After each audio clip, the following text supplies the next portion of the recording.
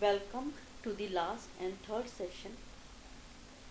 In this session, we would discuss the cybercrime of intellectual property theft.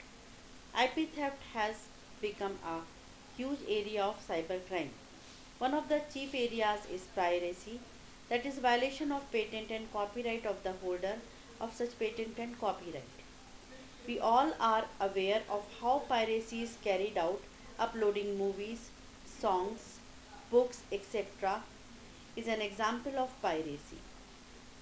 Plagiarism through cut and paste is violation of copyright with individuals, and yet it is being done.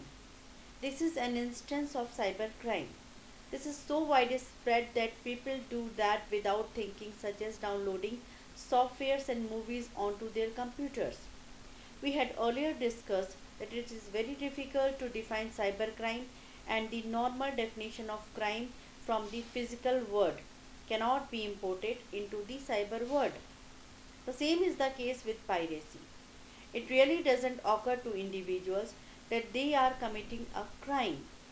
If the same individual were to steal a book or a movie, the individual would be knowing that it is a crime, but somehow it is not so when we copy and paste and pass the document as one's own. Besides this, cybercrime of IP theft is not just confined to illegally downloading of movies, songs, and books, but the real sophisticated attempts are made to steal trade secrets and proprietary information from the companies. These secret and proprietary informations are worth a lot, and therefore this area is also extremely lucrative for crimes. The last area that we are going to discuss is cybercrime against women and children, as these are the vulnerable sections of the society. The list of cybercrime against women is long.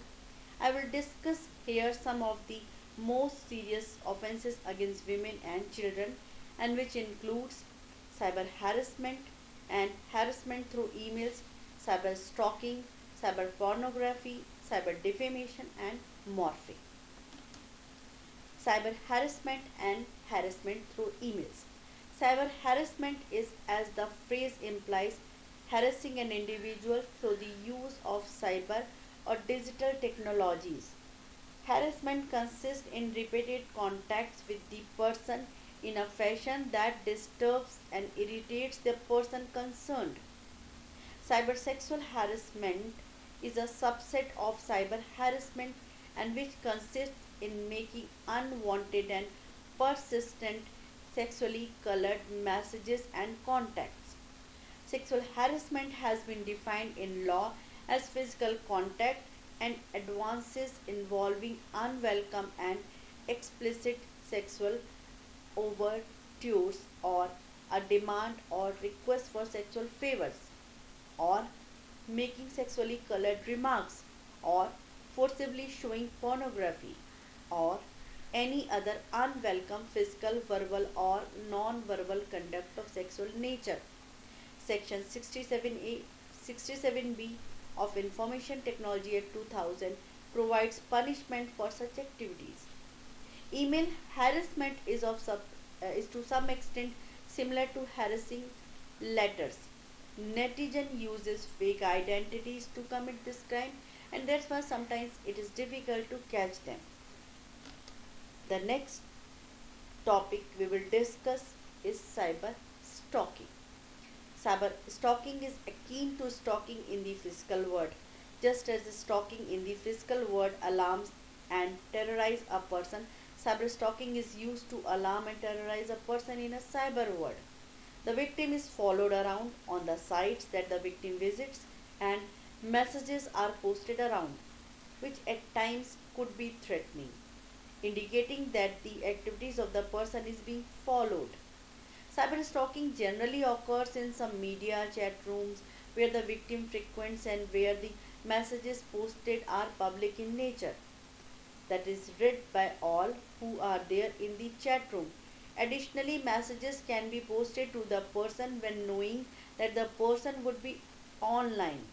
While anyone could be cyber stalked, it generally occurs with women, and children, as they are comparatively greater vulnerability compared to men. The motivation of a stalker is general one or more of these things like sexual harassment, obsession for love, revenge or hate, ego and power trips. So, similar to the case of email harassment, cyber stalking is not covered by the existing cyber laws in India. It is covered only under the ambit of Section 72 of the Information Technology Act.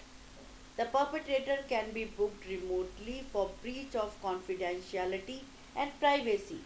The accused may also be booked under Section 441 of IPC for criminal trespass and Section 509 of the IPC against the for outraging the modesty of women. The third category of cyber crime is cyber pornography. Cyber pornography is the display of sexual material on the internet. This may be irritating to some, but it is particularly problematic in the case of children as it can lead to lasting impact on their impressionable minds. Second, in the case of women, cyber pornography can take a different form which would be beyond the immediate impact of being irritating, and that is it can scare them. This is when they are recorded while using webcams or when the images that they would have uploaded on social media sites are changed and used in a sexual manner. Similarly, recording by deceit and subsequent uploading is a persistent problem for women. The DPS MMS scandal, the Swiss couple case of pedophiles, Delhi Metro CCTV footage leaks can be cited as example of cyber pornography. Unlike other crimes like cyber stalking, morphing, etc., cyber pornography is considered an exceptional case which has been covered under IT Act to certain extent by Section 67 of IT Act 2000. Along with the IT Act, the perpetrator can be punished under various sections of Indian Penal Code, such as Section 290 for committing public nuisance, Section 292 for sale of obscene books, etc., and Section 292A for printing or publishing grossly indecent matter intended to blackmail. Section 293 for sale, etc., of obscene objects to young persons, and then Section 294 for doing composing, writing, etc., of obscene songs, and finally Section 509 for outraging the modesty of women. Here, sections are not relevant for you, but the offenses that are mentioned under sections are very important for you to be known. The next is cyber defamation. Cyber defamation is another category of crimes that can be used against men as well as women, and this again is perpetrated through the use of cyber communication channels. Though there are no statistics available on the use of cyber defamation against men and women, but it is understood that women are more adversely affected by such cyber defamation since they are more vulnerable and susceptible. The very first instance of cyber defamation was recorded in the case of SMC Humatics Private Limited versus Joseph Quatra. In this case, the defendant was accused of sending defamatory and derogatory messages about the managing director to the business associates of the company, and it was done with the purpose of tarnishing the image of the company. The next offense is morphing.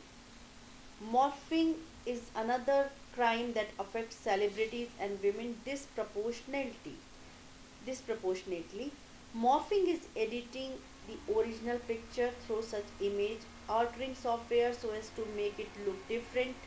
Morphing is done by downloading the pictures from websites or social sites and then changing it by using a different face of a different body for the image face or modifying it in a different fashion.